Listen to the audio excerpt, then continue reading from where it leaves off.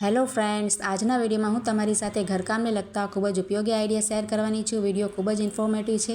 And સુધી જરૂરથી જોજો અને આઈડિયા સારા લાગે તો લાઇક, શેર અને કમેન્ટ જરૂરથી કરજો. તો ચાલો વિડીયોને સ્ટાર્ટ કરીએ. તો આપણે શું થાય છે, આપણે નેલ કટરથી ક્યારેક પણ નેલ કાપવા બેસીએ ને, આપણે નખ કાપવા, તો જ્યાંથી આપણા નખ ઉઠતા હોય ને આપણે તેને ભેગા કરવામાં ખૂબ જ સમય ખરાબ થતો હોય. તો તેના માટે આપણે એક સરસ આઈડિયા આજે તમારી સાથે શેર કરવાની છું. તો આપણે શું કરવાનું, આ રીતે જે સેલો ટેપ આવે છે ને, ટેપ પટ્ટી આપણે બોક્સ પેકિંગ કરતા હોઈએ તે લઈ લેવાની અને તેને આ રીતે એક પીસ તેનો કાતરથી કટ કરી લેવાનું. ત્યાર પછી આપણે પોળો હોય ને એટલે તેને ફરીથી વચ્ચેથી કટ કરશું અને તેના 2 પીસ કરી લઈશું. આ રીતે જુઓ, આ રીતે તેની 2 પટ્ટીઓ આપણે કટ કરી લીધી છે. હવે આપણે નેલ કટર લઈ લેવાનું, જે પણ તમારી પાસે હોય ને તે, અને તેને આ રીતે જે તેનું નીચેનું સિરે હોય છે ને, શીરો, તેની ઉપર એક પીસ આપણે આ રીતે લગાવી દેવાનો, ટેપ પટ્ટીનો આ રીતે લગાવી દઈશું. અને બીજો જે આપણે 2 ભાગ હોય છે ને, બીજા ભાગ ઉપર પણ બીજો પીસ આપણે આ રીતે લગાવી દેવાનો. જ્યાંથી આપણે કટ કરીએ ને નખ, ત્યાં આપણે નથી લગાવવાનું, સાઈડમાં આપણે લગાવી દેવાનું. જો આ રીતે, અને આ રીતે સરસ આપણે લાગી જાય ને, તમે જોઈ શકો છો મેં લગાવી દીધો છે બંને જે પીસ છે ને તે. ત્યાર પછી આપણે નખ કાપવાનો. તો તેનાથી શું થશે, આપણા નખ બધાય જે છે ને એ આપણે ટેપ પટ્ટીમાં જ ચોટશે, આપણે જ્યાં ત્યાં ઉઠશે નહીં. જો તમને મારા પગના નખ કાપીને બતાવું છું. હાથમાં તો મારે નખ 2-3 દિવસ પહેલાં જ કાપેલા છે એટલે છે જ નહીં. તો આ રીતે પગના કાપીને હું તમને પછી ટેપ પટ્ટી બતાવું છું. જો હવે આપણે આ ટેપ પટ્ટીને તમને ચેક કરીને કાઢીને બતાવું છું.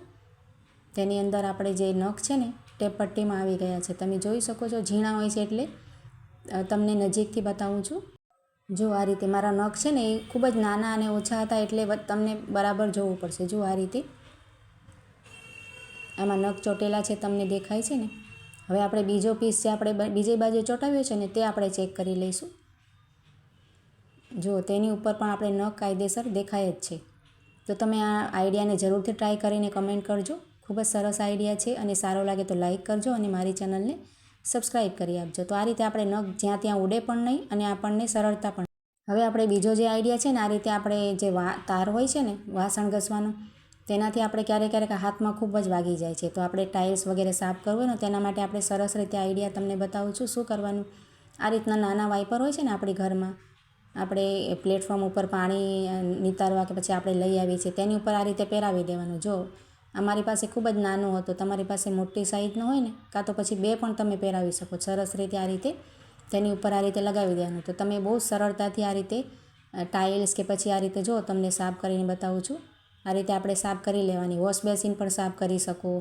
આ રીતે નાની નાની વસ્તુઓ તમે સરળતાથી સાફ કરી શકો, વાગે પણ નહીં. અને શિયાળામાં તમે આ રીતે ટ્રાય કરી શકો. આપણે હાથમાં ખૂબ જ આપણે બળતું હોય છે તેના માટે.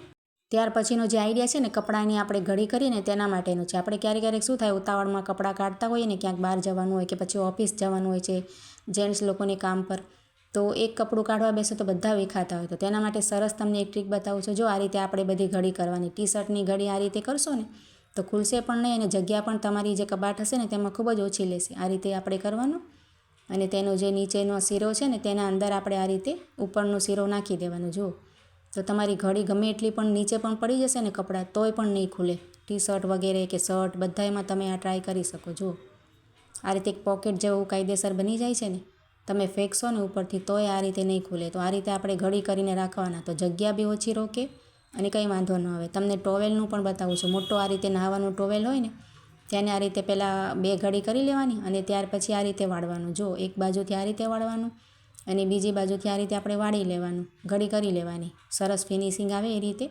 અને ત્યાર પછી આ રીતે તમને બતાવું છું ને એ જ રીતે આપણે આમાં પણ અંદર પરોવી દેવાનું. જુઓ, એકબીજાની અંદર આપણે આ રીતે પરોવી દઈએ ને તો એક પોકેટ જેવો રેડી થઈ જાય. તો આપણે એક સરસ કપડાની ઘડી રહેશે, ખુલશે પણ નહીં તમારે અને સરસ વ્યવસ્થિત આપણું કબાટ પણ લાગે આ રીતે રાખેલા હોય તો કપડાં.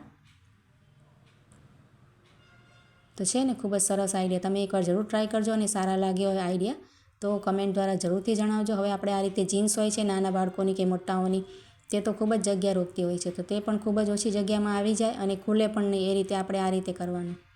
વિડીયોમાં તમે જોઈ શકો છો ને એ જ રીતે આ રીતે તમે જીન્સને ફોલ્ડ કરશો ને તો ક્યારેય નહીં ખુલે. આ રીતે આપણે ફોલ્ડ કરીને કપડાં આપણે બેગમાં ટ્રાવેલિંગમાં જઈએ ને ત્યારે પણ ખૂબ જ ઓછી જગ્યામાં આ રીતે ઇસ્ત્રી પણ ના વિખાય અને કપડાની ઘડી પણ ખરાબ ના થાય. જુઓ, તો તમે આ બધા કપડાં આ રીતે ઘડી કરીને રાખશો ને કબાટમાં તો ખૂબ સરસ સારા લાગશે. ત્યાર પછી આપણે આ રીતે કિચનમાં ખૂબ જ આ રીતે પ્લાસ્ટિકની થેલીઓ ભેગી થઈ જાય, આપણે આ રીતે ટીંગાવીએ ને તો ખૂબ ખરાબ લાગે. તો તેના માટે આપણે આ રીતે શું કરવાનું, એક મોટી આ રીતે કોથળી આવે છે ને સામાનમાં, કપડામાં કે એ લઈ લેવાની. અને ત્યાર પછી આપણે એક બોક્સ લઈ લેવાનું છે, ખાલી બોક્સ. આ રીતે વાસણ લઈએ કે પછી મીઠાઈના પણ આવે, જે પણ તમારી પાસે બોક્સ હોય ને એ આ રીતે લઈ લેવાનું. ને તેની ઉપરની જે સાઈડ છે ને એને કટ કરી નાખવાની. જો એક બાજુથી આપણે બોક્સને આખું ખુલ્લું કરી નાખવાનું. જો આ રીતે ખુલ્લું કરી નાખ્યું કાપીને. અને બીજી બાજુથી પણ આ રીતે બંધ કરવાનું હોય ને તેને આપણે આખું નથી કટ કરવાનું. આ રીતે વચ્ચે આપણે આ રીતે નિશાન કરીને પછી થોડુંક કટ કરવાનું છે, ચોરસ તેનો કટકો. આ રીતે જો વિડીયોમાં તમે જોઈ શકો છો ને એ જ રીતે આપણે વચ્ચેથી કટ કરી લેવાનું છે. અને જે આપણે બીજી જે સાઈડ છે ને તેને આપણે બંધ કરી દેવાની, આ રીતે પેક કરી લેવાની. તો વચ્ચે એક આપણે જગ્યા અહીંયા થઈ જાય. અને ત્યાર પછી બોક્સને આપણે કાપ્યું છે ને, જ્યાં કટ કરીને રાખ્યો છે ને એ બાજુથી આપણે અંદર નાખવાનું, અને ઓપન ખુલ્લું હોય ને એ બાજુથી ઉપર રાખવાનું. અને ત્યાર પછી જે આપણી પ્લાસ્ટિકની કોથળી છે ને તેમાં પણ આપણે કટ કરવાનું, જે આપણે બોક્સમાં કટ કર્યું હતું તે જ સાઈડે. અને ઉપર ખુલ્લું છે ત્યાંથી આપણે આ રીતે પ્લાસ્ટિક નાખી દેવાના. જેટલા પણ તમારા પ્લાસ્ટિક હશે ને સચવાઈ જશે સરસ રીતે, ખરાબ પણ ના લાગે. અને જેટલા પણ કોથળી હોય આપણે કચરા માટે કે રાખતા હોઈએ ને આ રીતે ટીંગાડી દેવાનું. કિચનમાં જે આપણે પાછળ દરવાજા પાછળ આ રીતે ખીલી હોય ને તેમાં ટીંગાડશું ને તો આ રીતે સરસ રીતે આપણે તેમાંથી પ્લાસ્ટિક જેટલા પણ જોઈએ એટલા કાઢી શકાય. જુઓ, તો આઈડિયા બધા કેવા લાગ્યા કમેન્ટ દ્વારા જરૂરથી જણાવજો. અને સારા લાગ્યા હોય તો ચેનલને સબસ્ક્રાઈબ કરજો. ચાલો મળીએ નવા વિડીયોમાં.